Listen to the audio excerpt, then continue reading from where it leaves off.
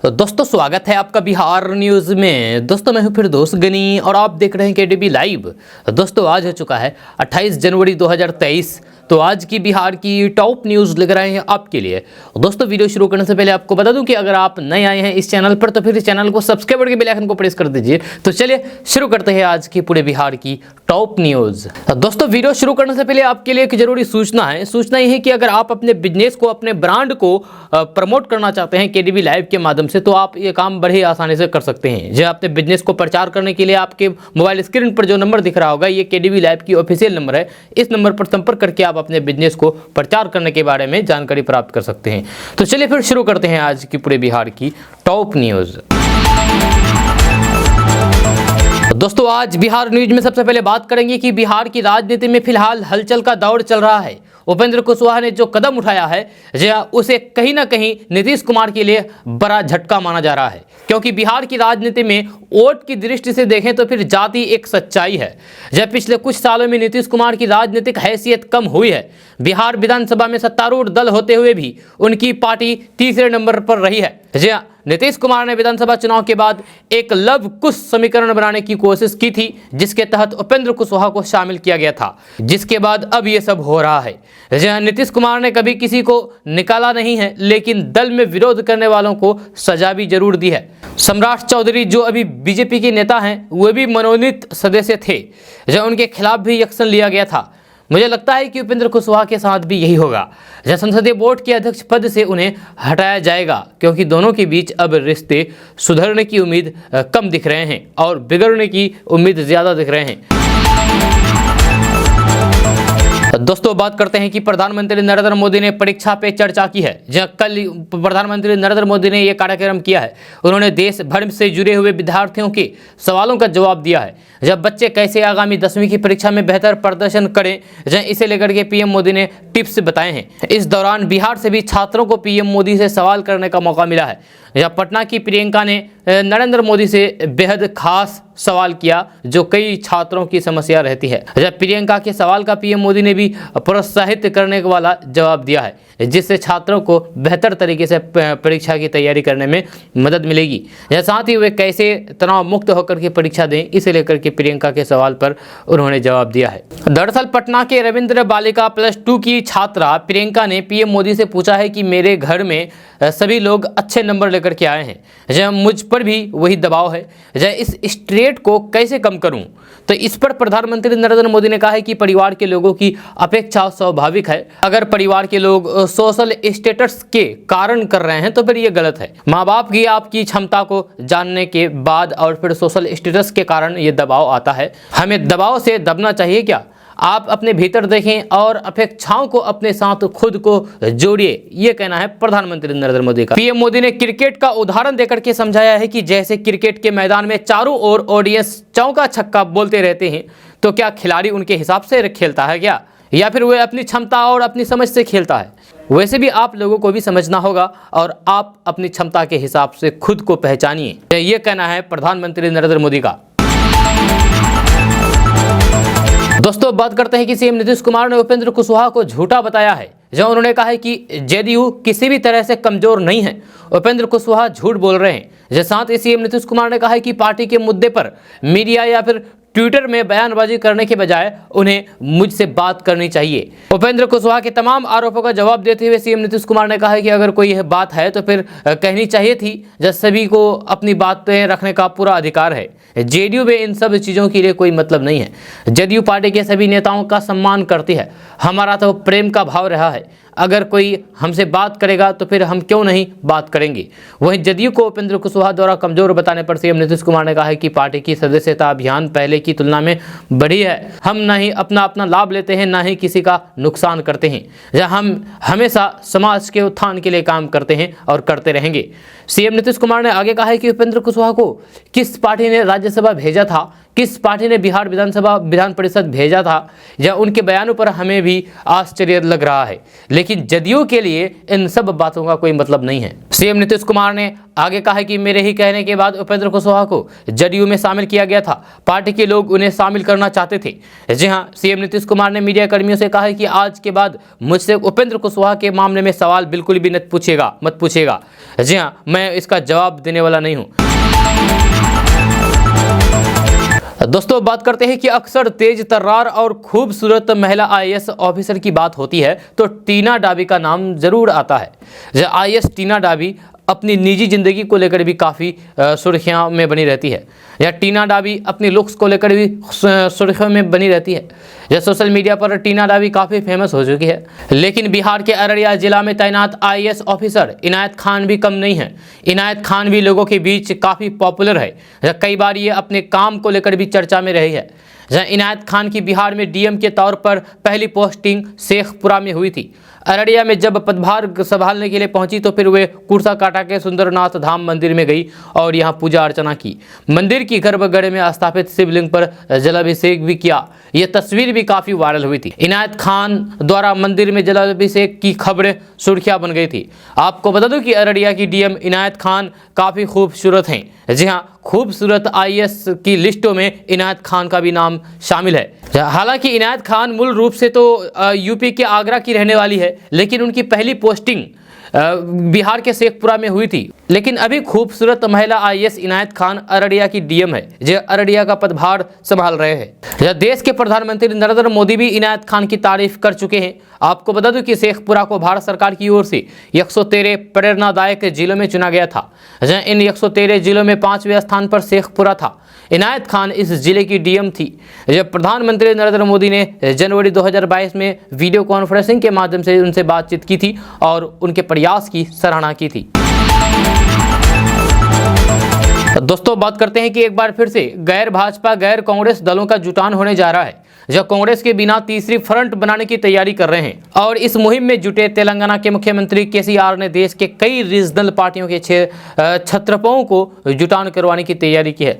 दरअसल 17 फरवरी को तेलंगाना के नए सचिवालय के उद्घाटन के मौके पर विपक्ष के कई नेता जुटने वाले हैं। इसमें केसीआर ने बिहार के मुख्यमंत्री नीतीश कुमार को भी भेजा है, जो थोड़ा हैरान करता है। क्योंकि कुछ दिन पहले ही केसीआर ने एक बड़ी रैली का आयोजन किया था, तब उसमें नीतीश कुमार को बुलावा नहीं भेजा था। उस वक्त नीतीश कुमार ने भी हैरानी जताते हुए काम का हवाला देकर के इसमें शामिल नहीं होने की बात कही थी।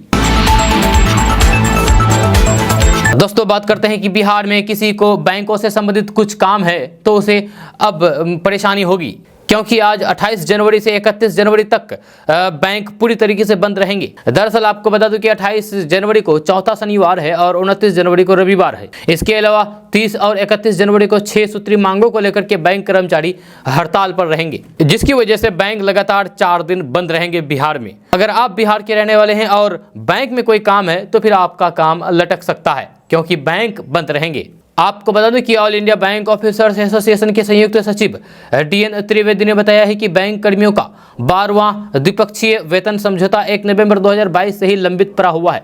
बैंक कर्मचारियों की तरफ से कोई ध्यान देने को तैयार नहीं है। हर बार कर्मचारी आला अधिकारी से 12वीं द्विपक्षीय वेतन की मांग करते हैं, लेकिन कोई भी अधिकारी इस ओर ध्यान देने को तैयार नहीं है। जब अधिकारी कर्मचारियों की नहीं सुन रहे हैं तो फिर अपनी मांगों को लेकर के कर्मचारियों ने हड़ताल करने का निर्णय लिया है और कर्मचारी 2 दिन हड़ताल पर रहेंगे।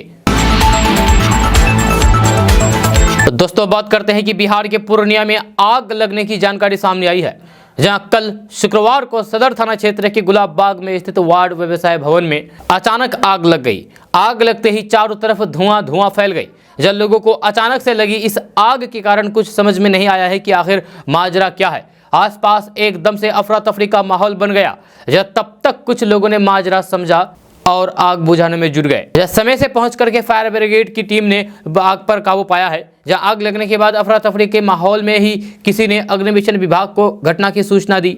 जब सूचना मिलते ही अग्निशमन गाड़ी मौके पर पहुंच गई और फिर आग पर काबू पा लिया। गुलाब बाग में स्थित पाट व्यवसाय भवन में आग लगने से चारों तरफ बर्बादी ही बर्बादी का मंजर नजर आ रहा था। आग के कारण काफी सामान की क्षति हुई है। जब देखते ही देखते वहां रखे पाट धू करके जलने लगे और काफ़ी धुआं उठने लगा था। जहाँ काफी मशक्कत और फिर प्रयास के बाद आग पर काबू पाया है।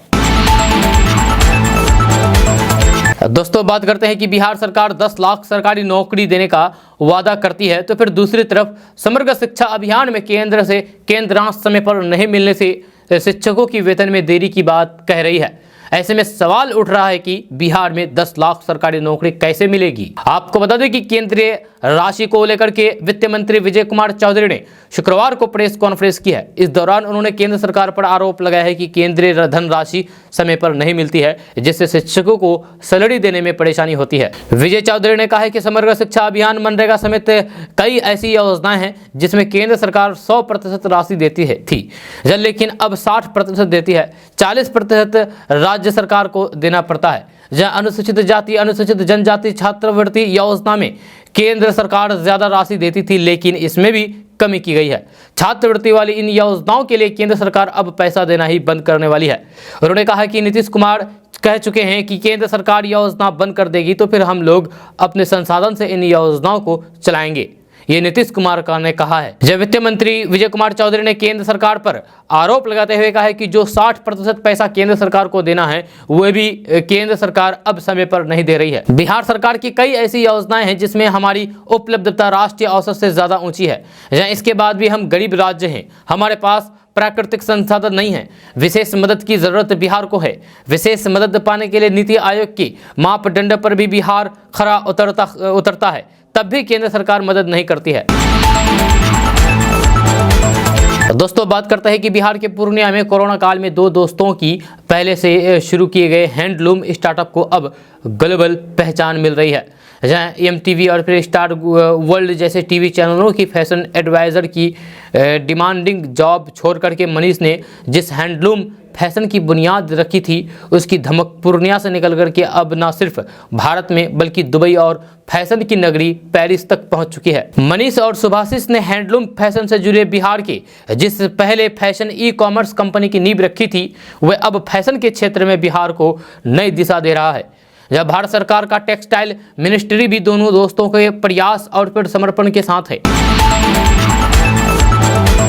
दोस्तों बात करते हैं कि बिहार के औरंगाबाद में रफीगंज प्रखंड की ढोसीला पंचायत की खिरहिरी गांव की 2 सगी बहनें 12 वर्षीय सोनाली राज और फिर 10 वर्षीय कुमारी सृष्टि ने नशा विरोधी गीत गा कर सुर्खियां बटोरी थी। जब उसके गीत के वीडियो को लोग सोशल मीडिया पर लगातार वायरल कर रही है। जब दोनों बहनों ने नशे में बर्बाद होते परिवार की व्यथा को गीत के माध्यम से प्रकट किया है। गीत का वीडियो सोशल मीडिया पर वायरल होते ही लोग इसे काफी पसंद कर रहे हैं। दोनों बहनों कर्णप्रिया गीत लोगों को काफी भा रहा है। दोनों बहनों ने स्वरचित गीत के माध्यम से समाज में संदेश दिया है कि शराब और अन्य नशा में से समाज बर्बाद हो रहा है, बच्चों की पढ़ाई लिखाई बाधित हो रही है, जबकि इन पैसों से घर आसानी से चलाया जा सकता है। जब दोनों बहनों के माता पिता कलावती देवी और श्याम पुजारी भी अपनी बेटी के गीत के सोशल मीडिया पर वायरल होने के बाद बेहद खुश हैं। लोग इनके गीत को बेहद पसंद कर रहे हैं। दोस्तों बात करते हैं कि बिहार में इन दिनों शिक्षित बेरोजगार युवा हो या फिर प्यार में धोखा खाए युवा खुद की पहचान के साथ सफल बनाने या फिर ग्राहक को इकट्ठा करने के लिए नया तरीका अपना रहे हैं, जो काफ़ी सुर्खियों में बने रहता है। अभी तक बिहार में MBA ग्रेजुएट, मैट्रिक फेल, कैदी और बेवफा चाय का स्टॉल देखा या फिर सुना होगा आपने। लेकिन अभी हम आपको एक ऐसे चाय वाले से मिलाने जा रहे हैं जो डिप्लोमा इंजीनियर करके नौकरी नहीं लगने की वजह से आत्मनिर्भर बनने के लिए डिप्लोमा पास चाय वाला स्टॉल खोल करके काफ़ी सुर्खियां बटोर रहे हैं। आपको बता दूं कि मुकेश कुमार राय शेखपुरा जिला के शेखरपुर सराय गाँव का रहने वाला है और 2019 में पंजाब यूनिवर्सिटी से मैकेनिकल इंजीनियरिंग में डिप्लोमा की डिग्री प्राप्त करके जॉब की तलाश में वर्षों इधर उधर भटके। जब मन लायक नौकरी नहीं मिली तो फिर वे वापस अपने घर शेखपुरा लौट आए और छोटे बच्चों को शिक्षा देना शुरू कर दिया। फिर कोरोना काल की वजह से गांव में बच्चों को होम ट्यूशन पढ़ाने लगे, लेकिन परिवार में 8 लोगों का भार संभालना बहुत मुश्किल हो गया था, जिसके बाद वह नालंदा जिला का रुख किया। दोस्तों बात करते हैं कि भोजपुर जिले के आरा शहर में बुधवार की रात एक सनकी कुत्ते ने जमकर के आतंक मचाया है। जहां आरा शहर के अलग अलग क्षेत्रों में घूम करके करीब 100 लोगों को काट लिया है, जिससे पूरे नगर में हरकंप मच गया है। जहां कुत्ते के काटने का शिकार बने लोगों में महिलाएं और पुरुष भी शामिल है। इसे लेकर के रात 9 बजे तक सदर अस्पताल में इमरजेंसी वार्ड में गहमागहमी देखी गई। आलम यह था कि पागल कुत्ते ने किसी के चेहरे तो किसी के हाथ में काट लिया था। जब घायल लोग रोते बिलखते अस्पताल पहुंचे थे। पुलिस ने कहा है कि कुछ इलाकों में सुरक्षा कर्मियों को भी तैनात किया गया है। दोस्तों बात करते हैं कि बिहार के गया पहुंचे राजद नेता और बिहार के मंत्री आलोक मेहता ने विरोधियों को जबरदस्त रूप से चेताया है। जब पत्रकारों से बातचीत करने के दौरान राजद के प्रदेश प्रधान महासचिव राजस्व, भूमि सुधार एवं गन्ना उद्योग मंत्री आलोक मेहता ने कहा है कि सोशल मीडिया पर जिस तरीके से शब्दों का प्रयोग उनके खिलाफ किया जा रहा है, जान मारने की धमकी दी जा रही है, उसके खिलाफ वह पहले चुप रहे, अब चेतावनी दे रहे हैं कि विरोधियों के चूल्हे हिला कर रख देंगे। जी हां, भूमि सुधार मंत्री और गन्ना उद्योग मंत्री आलोक मेहता ने कहा है कि मैं विरोधियों को बता देना चाहता हूं कि आलोक मेहता की धमनी में अमर शहीद जगदेश प्रसाद का खून दौड़ रहा है। जब पूर्वज सम्राट अशोक अखंड भारत के चक्रवर्ती सम्राट थे और चंद्रगुप्त मौर्य थे। धमकी और फिर गाली देने वालों को एक बार फिर से बता देना चाहता हूं कि मैं उनकी चूल हिला करके रख दूंगा। देश की 90% जनता अगर जाग गई तो फिर उनके सारे इरादे धराशाही हो जाएंगी। दोस्तों बात करते हैं कि बिहार के बांका में पारिवारिक विवाद में पति से फोन पर तू मैं होने के बाद महिला गुस्से में आकर के अपने 2 बच्चों के साथ जहर खा लिया। महिला और उनके बेटे की मौत हो गई जब बेटी अस्पताल में भर्ती है और जिंदगी मौत के बीच जंग लड़ रहा है। यह घटना नवादा सहायक थाना क्षेत्र के कोतवाली गांव की है। यह घटना की सूचना मिलते ही पुलिस मौके पर पहुंची और फिर मामले की जाँच में जुट गई है। यह ग्रामीणों ने बताया है कि महिला का पति राज्य के बाहर रहता है। बताया जा रहा है कि महिला का फोन पर पति से विवाद हो गया था। जब उसके बाद महिला ने 8 साल की बेटी और फिर 7 साल के बेटे के साथ कीटनाशक पदार्थ खा लिया, जिसमें मां और बेटे की मौके पर ही मौत हो गई, जबकि बेटी को गंभीर अवस्था में भागलपुर रेफर कर दिया गया है। दोस्तों बात करते हैं कि बिहार की राजधानी पटना सहित पूरे बिहार में, यूं कहें कि पूरे देश में साइबर ठगी की घटनाओं में लगातार वृद्धि हो रही है। जहां आम इंसान को छोड़िए खास लोगों को भी साइबर फ्रॉड ठगी का शिकार बना रहे हैं। साल 2022 के आंकड़ों पर गौर करें तो राजधानी पटना में सबसे ज्यादा साइबर ठगी के लोग शिकार हुए हैं। राजधानी पटना में 7,900, मुजफ्फरपुर में 2,367, सारण में 1,802, मोतिहारी में 1,695, समस्तीपुर में 1,643 और सिवान में 1,621 लोग साइबर ठगी के शिकार हुए हैं। यह सिर्फ कुछ जिलों की बात है। जी हाँ, पूरे बिहार की बात करें तो फिर सिर्फ साल 2022 में 43,987 साइबर अपराध के मामले दर्ज हुए हैं। यानी कि बिहार में हर रोज 144 लोग साइबर ठगी के शिकार हुए हैं। या प्रति घंटे बिहार में के 6 लोग साइबर ठगी के जाल में फंस रहे हैं।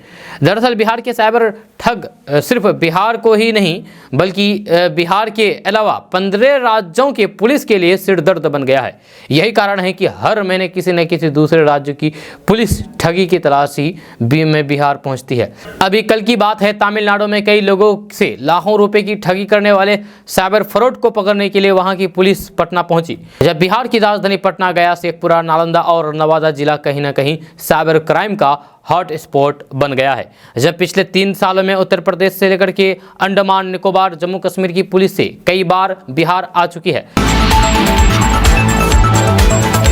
दोस्तों बात करते हैं कि मुख्यमंत्री नीतीश कुमार भले ही इस बात से इनकार करें कि वे प्रधानमंत्री पद के उम्मीदवार की रेस में शामिल नहीं हैं, लेकिन उनके पार्टी के बड़े नेता से लेकर के छोटे नेता तक उन्हें प्रधानमंत्री पद का उम्मीदवार बताते नहीं थकते हैं और दावा करते हैं कि नीतीश कुमार बहुत जल्द राष्ट्रीय राजधानी में सक्रिय होने के लिए देश भर का दौरा करेंगे। नीतीश कुमार ये कहना नहीं भूलते हैं कि 2024 के लोकसभा चुनाव में अगर बीजेपी को शिकस्त देना है तो फिर तमाम विरोधी पार्टियों को कांग्रेस सहित एक साथ आना होगा, लेकिन ऐसा हो नहीं रहा है, जिससे नीतीश कुमार थोड़े से निराश भी दिख रहे हैं। दरअसल तेलंगाना के मुख्यमंत्री केसीआर ने गैर बीजेपी और गैर कांग्रेस की एक बड़ी रैली की थी, जिससे कांग्रेस के मंसूबे को झटका लगा और ये माना जा रहा है कि क्योंकि कांग्रेस के सबसे बड़े नेता राहुल गांधी और भारत जोड़ो यात्रा पर निकले हुए हैं और उनकी पार्टी के नेता राहुल गांधी को प्रधानमंत्री पद के उम्मीदवार बता रहे हैं, जिसकी वजह से कई पार्टियां कांग्रेस से कन्नी काटती दिख रही है और अब कांग्रेस को जेडीयू की तरफ से भी झटका लगता दिख रहा है। दरअसल राहुल गांधी की भारत जोड़ो यात्रा के समापन समारोह में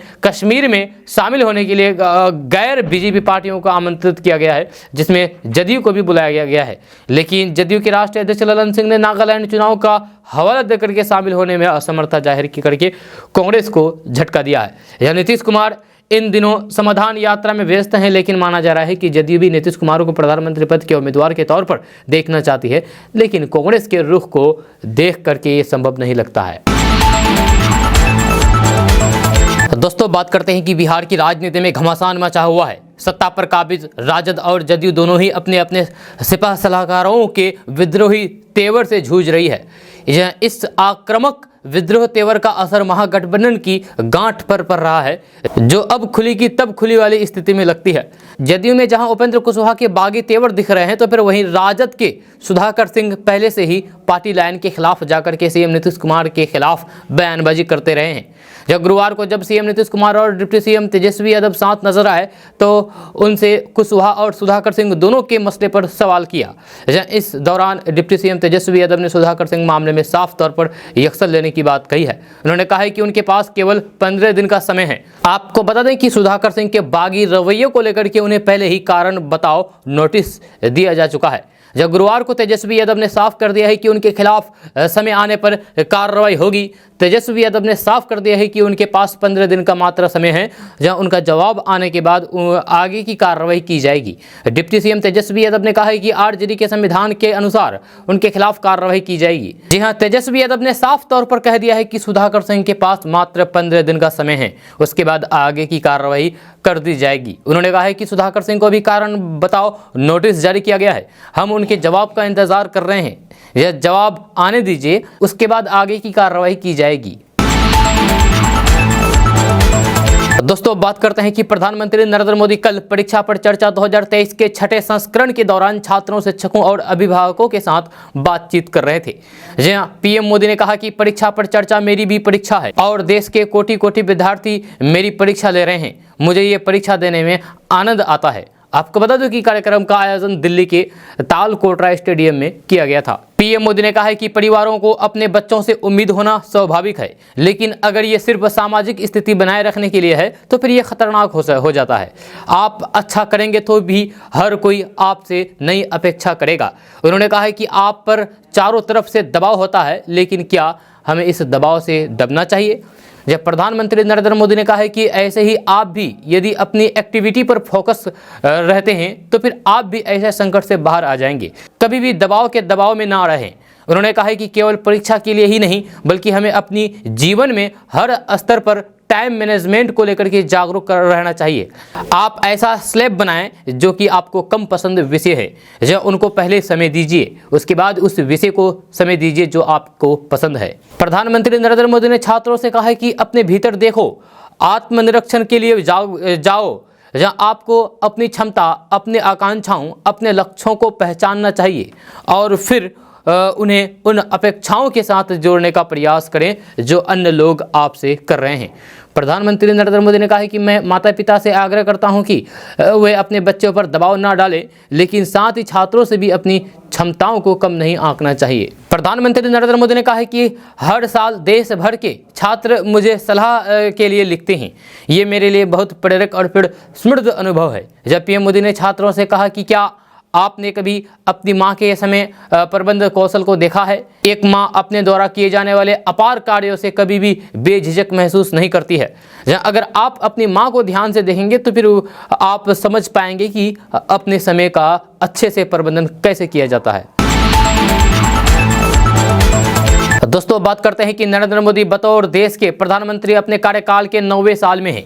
जहां India Today C voter group of the nation survey में प्रधानमंत्री नरेंद्र मोदी की लोकप्रियता नए मुकाम पर पहुंच गई है। प्रधानमंत्री के तौर पर उनके प्रदर्शन को सर्वे के 72% लोगों ने उत्कृष्ट से अच्छे के बीच रखा है। जब पीएम मोदी के कामकाज से लोग कितने खुश हैं, लोगों की नज़र में मोदी सरकार सबसे बड़ी उपलब्धि क्या रही है और किन मोर्चों पर मोदी सरकार खड़ी नहीं उतरी है, इन सवालों का जवाब सर्वे में शामिल लोगों से किया गया है, जवाब लिया गया है। यह सर्वे में शामिल लोगों ज़्यादातर लोगों ने पीएम नरेंद्र मोदी के नेतृत्व वाली एनडीए यानी कि राष्ट्रीय जनतांत्रिक गठबंधन की परफॉर्मेंस पर संतुष्टि जाहिर की है। यह 67% लोगों ने मोदी सरकार के कामकाज को बहुत अच्छा और 11% लोगों ने अच्छा बताया है, जबकि 18% लोगों ने खराब बताया है।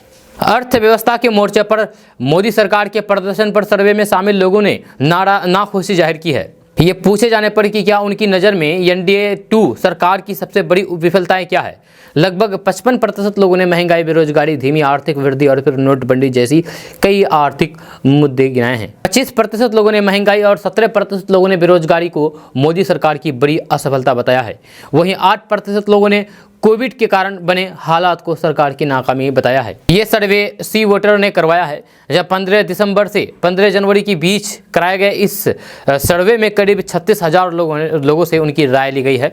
वहीं सी वोटर के रेगुलर ट्रैकर डेटा से भी 1,05,000 लोगों के सैंपल का विश्लेषण किया गया है। इस तरीके से इस सर्वे में करीब 1,40,000 लोगों की राय शामिल है। मोदी सरकार के लिए बेहद परेशान कर देने वाली क्षेत्रों में देश में रोजगार की स्थिति भी है। तकरीबन 1,20,00,000 लोग हर साल वर्क फोर्स में शामिल होते हैं, पर उनके लिए पर्याप्त नौकरी नहीं है। यह सर्वे में 53% लोगों ने कहा है कि बेरोजगारी की स्थिति बहुत गंभीर है, चिंताजनक है। अन्य 18% लोगों को लगता है कि बेरोजगारी की स्थिति कुछ गंभीर है। जब दोनों को जोड़ लें तो फिर लगभग 72% लोग बेरोजगारी की स्थिति को भयावह मानते हैं। दोस्तों, बात करते हैं कि कांग्रेस के पूर्व राष्ट्रीय अध्यक्ष राहुल गांधी की भारत जोड़ो यात्रा के समापन समारोह में जदयू शामिल नहीं होगी। जहां भारत जोड़ो यात्रा का श्रीनगर में समापन होगा, जिसमें सभी विपक्षी दलों को बुलाया गया है। जहां नीतीश कुमार खुद बिहार में समाधान यात्रा निकाल रहे हैं, लेकिन उन्होंने राहुल गांधी की यात्रा से किनारा कर लिया है। यह जदयू के राष्ट्रीय अध्यक्ष राजीव रंजन सिंह उर्फ ललन सिंह ने गुरुवार को बताया है कि जेडीयू भारत जोड़ो यात्रा के समापन में शामिल नहीं होगी। उन्होंने इसके लिए कांग्रेस अध्यक्ष मल्लिकार्जुन खड़गे को पत्र लिखा है। पत्र में राजीव रंजन सिंह ने कहा कि नागालैंड विधानसभा चुनाव की तैयारी में व्यस्त रहने के कारण वे समापन समारोह में शामिल नहीं होगी। जदयू नागालैंड विधानसभा चुनाव में सक्रियता से लड़ रहा है। यात्रा का समापन 30 जनवरी को श्रीनगर में हो रहा है। आपको बता दूं कि कांग्रेस बिहार की नीतीश कुमार की अगुवाई वाली सरकार में शामिल है। ललन सिंह ने कहा है कि विपक्षी दलों की एकता आज की जरूरत है। हमारी पार्टी समझती है कि कांग्रेस इस दिशा में जरूरी कदम उठाएगी। उन्होंने कहा है कि इसमें कोई दो राय नहीं है कि लोकतांत्रिक मूल्य छीन हो रहा है, यह संवैधानिक संस्थानों को दबाया जा रहा है। वहीं ललन सिंह ने भारत जोड़ो यात्रा को ऐतिहासिक बताते हुए इसकी सफलता की कामना की है। वैसे जदयू शुरू से ही भारत जोड़ो यात्रा से दूरी बना करके चल रहा है। जब पिछले दिनों मुख्यमंत्री नीतीश कुमार से जब कभी इस यात्रा के बारे में पूछा गया तो उन्होंने इसकी सराहना तो की, लेकिन इसमें खुद के शामिल नहीं होने का प्रश्न टाल दिया। दोस्तों, बात करते हैं कि 2024 के लोकसभा चुनाव में अभी 1 साल से भी ज्यादा का समय बाकी है, लेकिन आने वाले चुनाव को लेकर के सभी पार्टियों ने अपनी तैयारी शुरू कर दी है। बिहार भी इससे अलग नहीं है। जहां लोकसभा चुनाव को भाजपा के साथ महागठबंधन की सभी पार्टियों ने अभी से ही इसकी तैयारी शुरू कर दी है। ऐसे में एक लोकप्रिय हिंदी मैगजीन ग्रुप ने सर्वे कराया है कि अगर देश में अभी चुनाव कराया जाए तो फिर उसके क्या परिणाम होंगे। क्या मोदी के नेतृत्व में एनडीए की वापसी होगी? क्या बिहार में चाचा भतीजे की जोड़ी अपना कमाल कर दिखा पाएगी? सर्वे की जो रिपोर्ट सामने आई है वह बिहार के लिए चौंकाने वाले हैं। सर्वे के अनुसार 2024 में एक बार फिर से मोदी सरकार की वापसी दिख रही है। सर्वे के मुताबिक देश में सिर्फ मोदी ही मोदी है। पूर्ण बहुमत से एनडीए की सरकार बनती दिख रही है। उन्हें देश में 298 सीटें मिल सकती है। मगर बिहार की बात करें तो फिर बीजेपी को भारी नुकसान दिख रहा है। यहाँ पर चाचा भतीजे की जोड़ी कमाल करती दिख रही है। महागठबंधन को काफ़ी सीटों का फायदा होता दिख रहा है। बिहार में लोकसभा की कुल 40 सीटें हैं। 2019 में बीजेपी ने 17 सीटों पर जीत दर्ज की थी, जबकि जेडीयू 16 और एलजेपी 6 सीटें जीती थी। कांग्रेस के खाते में मात्र 1 सीट आई थी, वो भी किशनगंज लोकसभा सीट। मौजूदा हालात में मुख्यमंत्री नीतीश कुमार की पार्टी जेडीयू अब एनडीए को छोड़ करके अब यूपीए के साथ है, यानी कि महागठबंधन के साथ है। लिहाजा सर्वे में बताया गया है कि बिहार महागठबंधन को लोकसभा चुनाव की सीटों के लिहाज से काफ़ी फायदा होता दिख रहा है। जहां इंडिया टुडे के मूड ऑफ नेशनल सर्वे में बताया गया है कि बिहार में इस बार बम्पर बढ़त मिलते दिख रही है। यहां इस बार 25 सीटें मिल सकती है। वहीं पर बिहार में बीजेपी मिशन 35 पर काम कर रही है। जब कुछ दिन पहले ही पार्टी अध्यक्ष जेपी नड्डा ने बिहार का दौरा किया था। अगले माह गृह मंत्री अमित शाह भी बिहार आ रहे हैं ताकि अपने मिशन को आगे बढ़ाने की योजना पर काम कर सके। लेकिन चुनाव को लेकर के जो सर्वे सामने आई है उसके बाद बिहार में भाजपा की चिंता बढ़ सकती है। दोस्तों, बात करते हैं कि परीक्षा पे चर्चा कार्यक्रम के दौरान प्रधानमंत्री नरेंद्र मोदी ने दिल्ली के तालकोटरा स्टेडियम में देश भर के छात्रों के साथ संवाद किया और उनके सवालों के जवाब दिया। सोशल मीडिया और स्मार्ट गैजेट्स के ज़रूरत से ज़्यादा इस्तेमाल से जुड़ी एक सवाल का जवाब देते हुए प्रधानमंत्री नरेंद्र मोदी ने कुछ उपयोगी सुझाव दिए हैं। जब पीएम मोदी ने कहा है कि सबसे पहले तो आपको ये निर्णय करना चाहिए कि आप स्मार्ट हैं या फिर गैजेट स्मार्ट है। या कभी कभी आप खुद से ज़्यादा स्मार्ट अपने गैजेट को मान लेते हैं और गलती वहीं से शुरू होती है। आप जितना स्मार्टली गैजेट का इस्तेमाल करेंगे उतना ही अच्छे परिणाम मिलेंगे। यह प्रधानमंत्री नरेंद्र मोदी ने इस दौरान अभिभावकों को भी सलाह दी है। उन्होंने कहा है कि आदतन आलोचना करने वालों पर ध्यान मत दीजिए, हमें अपना फोकस कभी छोड़ना नहीं चाहिए। माँ बाप से भी मेरा आग्रह है कि टोका टोकी के जरिए आप अपने बच्चों को मोल्ड नहीं कर सकते हैं। हर माँ बाप अपने बच्चों का सही मूल्यांकन करे और बच्चों के भीतर हीन भावनाओं को ना आने दें। तो दोस्तों बात करते हैं कि जदयू संसदीय बोर्ड के अध्यक्ष उपेंद्र कुशवाहा ने पटना में प्रेस कॉन्फ्रेंस की। इस दौरान उन्होंने मुख्यमंत्री नीतीश कुमार से मांग करते हुए कहा कि जल्द ही जदयू कार्यकारिणी की बैठक बुलाई जाए। या साथ ही उन्होंने कहा कि सीएम साहब आप अपने और गैर को पहचानिए, अपने विवेक के हिसाब से काम लीजिए। उपेंद्र कुशवाहा ने कहा है कि जब जब पार्टी को मेरी ज़रूरत हुई है तब तब नीतीश कुमार के साथ रहा। 2017 में बुरी तरह पिट गया तब भी कुशवाहा याद आए, 2020 में भी उपेंद्र कुशवाहा याद आए। पूरे षड्यंत्र में नीतीश कुमार भी शामिल है। जब उन्होंने कहा है कि एक अन्य मार्ग का कॉल डिटेल निकालवाइए नीतीश जी, जब नीतीश कुमार अपने बच्चों की कसम खाएं। उपेंद्र कुशवाहा ने आगे कहा है कि राष्ट्रीय कार्यकारिणी की बैठक नहीं हो रही है, राजद से डील पर चर्चा पार्टी मंच पर करेंगे। जब दिसंबर में सीएम नीतीश कुमार से मिलकर के बात की थी, जब पार्टी की कमजोरी पर हमने चर्चा की है। जब सीएम नीतीश कुमार ने हमसे कहा था कि बीजेपी में जाएंगे, उन्होंने कहा है कि सीएम के साथ मिलने के लिए हम तैयार हैं। हम चाहते हैं कि जदयू मजबूती से खड़ा रहे। जदयू करोड़ों लोगों की उम्मीद की पार्टी है। जदयू में 95% आए गए वाले नेता हैं। जब हम जदयू में आए नहीं बल्कि बुलाए गए थे। दोस्तों बात करते हैं कि बिहार के मुजफ्फरपुर जिले के कांटी थाना क्षेत्र में एक गहरे तालाब में डूब करके 3 बच्चे सहित एक गर्भवती महिला की जान चली गई। सभी सबको को तालाब से बाहर निकाला गया है, जब कुछ लोग इसे आत्महत्या से भी जोड़कर देख रहे हैं। जब पुलिस के एक अधिकारी ने शुक्रवार को बताया है कि शाहपुर पंचायत के शाहबाजारपुर गाँव में पशुओं का चारा लाने के दौरान दर्दनाक हादसा हुआ। जब शुक्रवार को सभी सबको को तालाब से निकाला गया है। दोस्तों बात करते हैं कि बिहार सचिवालय में मुख्यमंत्री नीतीश कुमार की अध्यक्षता में चल रही कैबिनेट की महत्वपूर्ण बैठक खत्म हो गई है। इस बैठक में कुल 21 एजेंडों पर कैबिनेट की मोहर लगी है। कैबिनेट की बैठक में बजट सत्र पर मोहर लगी है। जब सरकार ने 24 फरवरी से बिहार विधानमंडल का बजट सत्र बुलाया है। इसके अलावा नीतीश कैबिनेट ने उद्योग विभाग, नगर विकास एवं आवास विभाग, पथ निर्माण विभाग, वित्त विभाग, शिक्षा विभाग, स्वास्थ्य विभाग, सामान्य प्रशासन विभाग समेत अन्य विभागों से जुड़ी हुई महत्वपूर्ण एजेंडों पर मोहर लगाई है। नीतीश सरकार ने 2022-23 के वित्तीय वर्ष के लिए पटना के कदम कुआं में स्थित महिला चरखा समिति को 2 करोड़ रुपए के अनुदान की स्वीकृति दी है। जब पटना में कदम कुआं थाना क्षेत्र के निर्माण के लिए सरकार ने 50 डिसमिल जमीन उपलब्ध कराई है।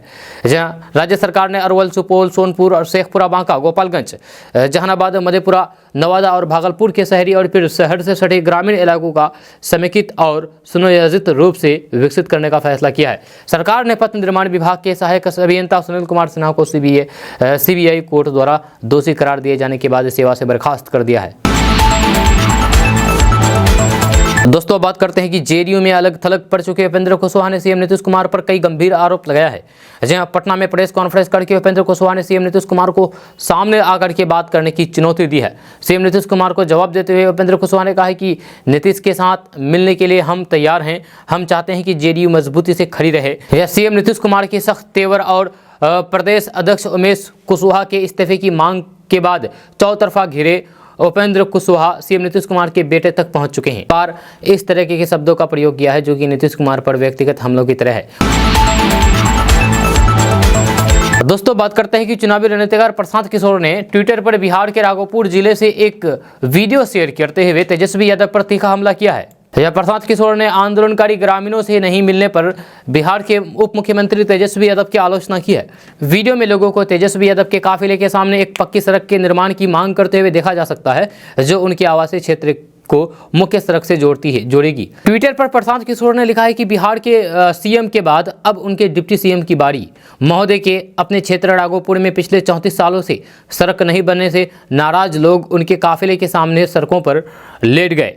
काम की बात तो छोड़ दीजिए, भाई साहब ने गाड़ी से उतर करके लोगों से मिलने तक ज़रूरी नहीं समझा। बताया जाता है कि राघोपुर के लोग 30 साल से अधिक समय से सड़क निर्माण की मांग कर रहे हैं और यहाँ पर सड़क नहीं बनाया जा रहा है। दोस्तों बात करते हैं कि बिहार में गुरुवार को सरस्वती पूजा के मौके पर बिहार के डिप्टी सीएम तेजस्वी यादव छात्रों के बीच पहुंचे, जब पटना यूनिवर्सिटी के अलग अलग कॉलेज और फिर हॉस्टलों की ओर से आयोजित सरस्वती पूजा कार्यक्रम में बिहार के दिग्गज राजनेताओं ने उपस्थिति दर्ज कराई और सरस्वती की पूजा अर्चना किया। जब बड़े नेताओं को अपने बीच देख करके विद्यार्थियों ने फोटो लेने की होड़ मच गई, वहीं नेताओं ने भी सरस्वती का पूजा दर्शन करने के साथ ही विद्यार्थियों संग ग्रुप फोटो शो भी किया। जहां उप मुख्यमंत्री तेजस्वी यादव, लोजपा रामविलास के अध्यक्ष चिराग पासवान, भाजपा नेता नितिन नवीन सहित कई अन्य नेता पटना यूनिवर्सिटी में सरस्वती पूजा के क्रम में शिरकत की है। पटना यूनिवर्सिटी के अलग अलग कॉलेज और फिर हॉस्टलों की ओर से आयोजित सरस्वती पूजा के कार्यक्रम में तेजस्वी यादव ने शिरकत की। डिप्टी सीएम तेजस्वी यादव ने इसे लेकर के सोशल मीडिया पर एक पोस्ट भी लिखा। उन्होंने कहा है कि उमंग, उल्लास और सौंदर्य ऋतु के आगमन पर्व बसंत पंचमी एवं सरस्वती पूजा के शुभ अवसर पर आज मगध महिला कॉलेज में छात्रों और फिर युवा बहनों के आमंत्रण पर उनके बीच पहुंचा। उनका उत्साह देख करके मन प्रफुल्लित हो गया। दोस्तों अब बात करते हैं कि हमारे यहाँ अलग अलग राज्यों के लोगों को अलग अलग तरह के से पुकारे जाते हैं। जैसे कि उत्तर प्रदेश के हैं तो फिर यूपी वाले भैया, महाराष्ट्र के हैं तो मराठी वाले भैया और बिहार के हैं तो फिर बिहारी। हालांकि कई लोग बिहारी शब्द को एक गाली के तौर पर इस्तेमाल करते हैं। बस इसी पर आधारित एक कविता आजकल सोशल मीडिया पर खूब वायरल हो रही है, जिसे लोग काफ़ी पसंद भी कर रहे हैं। ये कविता बिहार के नालंदा के रहने वाले साहिल कुमार नाम के लड़के ने सुनाई है, जो देखते ही देखते पूरे सोशल मीडिया पर छा गया है। जहाँ उसने अपनी कविता के माध्यम से बताया है कि बिहारी कोई गाली नहीं है और अगर आप ऐसा सोचते हैं तो फिर आपकी गलती है। साहिल ने अपनी कविता की शुरुआत कुछ ऐसे की कि देखो हम रो को रो बोलेंगे, पर तुम इसे हमरी लाचारी मत कहना। जहाँ बिहार के हैं हम, पर हमको बिहारी मत कहना। जहाँ क्योंकि समाज में आईना फैला है बदहाली, बिहारी होना हो गया है गाली। और जानते हो ऐसा हम काहे कह रहे हैं, क्योंकि हम बिहारी होने की जिल्लत सह रहे हैं और गर्जे कोई समस्या है तो फिर इसका कोई निवारण नहीं है, या तुम ही हो बस इसका कोई दूजा कारण नहीं है। साहिल ने अपनी कविता में और भी कई तरह की बातें कही है जो लोगों को खूब पसंद आ रहा है। दोस्तों आज का न्यूज़ बस यहाँ तक। कैसा लगा नीचे कमेंट बॉक्स में कमेंट करके जरूर बताइएगा। अगर आप इसके बारे में कुछ कहना चाहते हैं तो फिर कमेंट करके जरूर कह सकते हैं। साथ ही अगर आप हमारे चैनल पर नए आए तो फिर चैनल को सब्सक्राइब करके बेल आइकन को प्रेस कर दीजिए। अगर आप इस वीडियो को हमारे यूट्यूब चैनल पर देख रहे हैं तो हमारे चैनल को सब्सक्राइब कर दीजिए। तो चलिए मिलते हैं फिर नेक्स्ट वीडियो के साथ, तब तक के लिए जय हिंद, जय बिहार।